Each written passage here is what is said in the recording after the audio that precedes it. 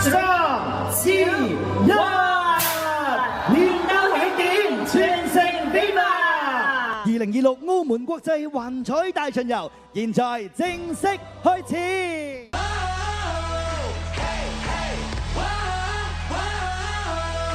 打響頭炮嘅係嚟自澳門嘅澳門豪江中學步操旗樂隊。大家好，我而家喺澳門國際幻彩大巡遊現場，現場有嚟自於世界各地嘅表演團隊齊聚一堂，佢哋將會穿梭喺澳門各個著名景點，例如我身後嘅大三巴牌坊，仲有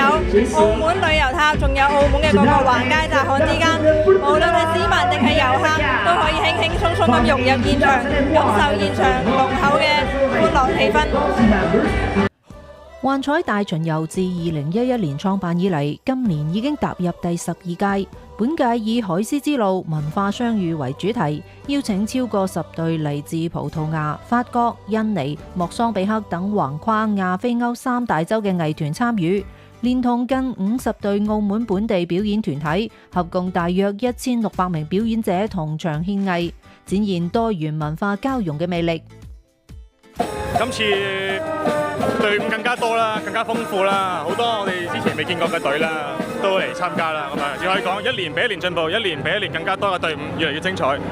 嚟自唔同城市嘅遊客都表示，大巡遊表演令人印象深刻，為佢哋嘅澳門之旅增添色彩。更有攝影愛好者專門嚟參加大巡遊嘅攝影比賽。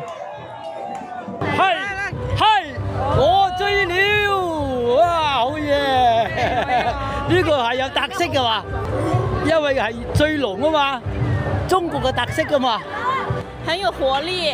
對，非常有活力。然後這個色彩的話，也給我們的衝擊感，帶給我們帶來的快樂，還有那個音樂，對，我覺得非常開心。黑人的那個舞蹈，我覺得非常好，就是感覺澳門是一個非常多元化，就是文化多元的一個城市。然後因為我這不是第一次來澳門了，但是我會發現我每次來都有驚喜。傍晚時分，巡遊隊伍抵達西灣湖廣場，以澳門旅遊塔為背景，為大家帶嚟一場精彩嘅壓軸匯演。舞蹈、雜技、高蹺、高輪單車同敲擊樂輪番登場。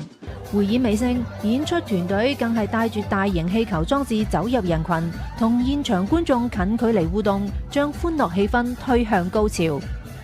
我哋係好希望利用巡遊呢一個活動係連結到東西嘅，咁會見到咧，我哋始終我哋都係向住我哋一基地呢個目標去推進嘅，就係中華文化為主流、多元文化共存嘅交流合作基地。咁加埋我哋今年嘅主題係海獅之路文化相遇，咁我哋都好希望呢個係一個平台嚟嘅。咁我哋令到更加多國際嘅一啲文化或者活動上面嘅交流咧，可以喺我哋呢個大巡遊嗰度去體驗到。